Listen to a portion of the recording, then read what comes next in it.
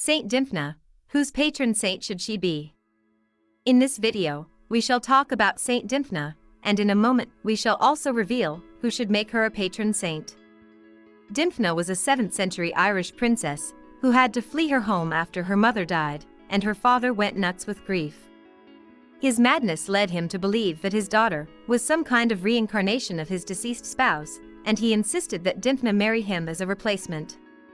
Dymphna, accompanied by a chaplain, escaped to Belgium to hide out, but her dad found her and gave her a choice: marry him or die. Dymphna chose death, as did the chaplain, and a cult of devotion grew up around their tomb in the Belgian city of Geel. In short order, Dymphna became the go-to saint for those suffering from mental illness, and Geel, naturally, became the pilgrimage site for those who particularly desired her special intercession.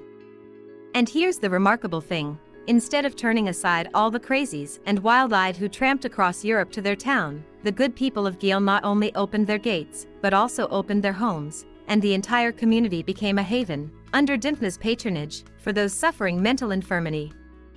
What began in Geel spread far afield, and Saint Dymphna's intercession for the depressed and the disturbed is in high demand around the globe. In this country, that devotion centers around a shrine located in Massillon, Ohio, near Canton, but that's only the beginning. For example, Mary Queen of Heaven Parish in Milwaukee has a large shrine dedicated to Saint Dymphna in the back of the church.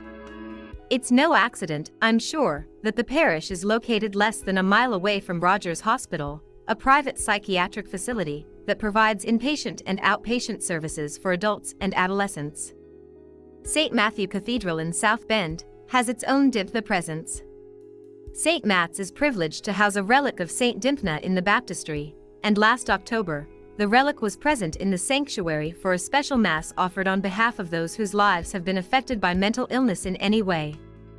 The mass was well attended, and it was moving to see individuals and families approach the relic before and after mass to venerate it, kiss it even, as if doing so would somehow bring them into closer proximity to the saint whose intercession has proven so effective for others suffering through similar trials.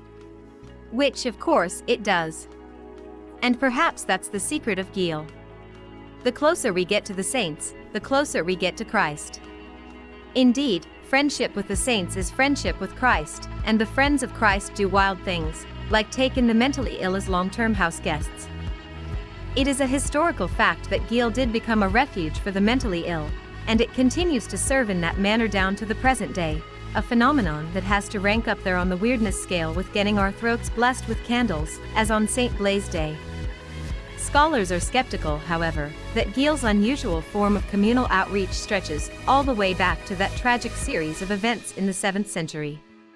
Rather, it seems to have sprung up after Dymphna was formally canonized in the 13th century, when those with mental illnesses desperate for a cure began pouring into the small Belgian town. This influx necessitated the construction of facilities to house them all, and in time, the numbers of those seeking a cure outpaced the resources of church and civic authorities.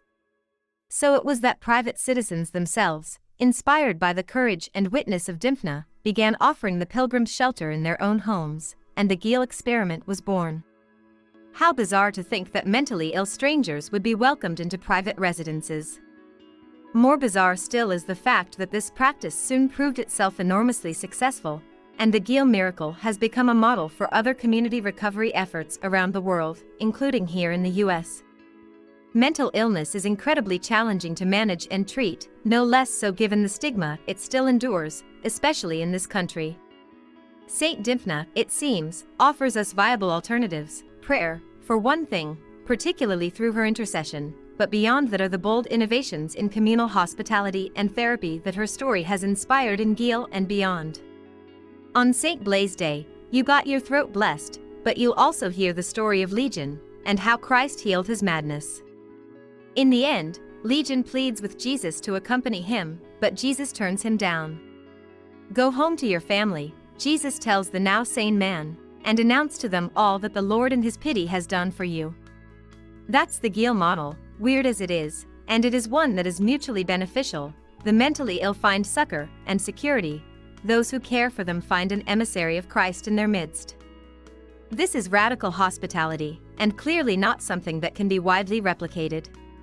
Still, it's a small t tradition that pegs capital T tradition with laser precision. Guile is Christian beneficence, it is the love of Christ made incarnate.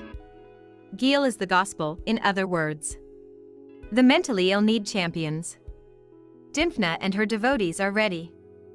If you have any form of mental illness or psychiatric or psychological challenges, make Saint Dymphna your patron saint.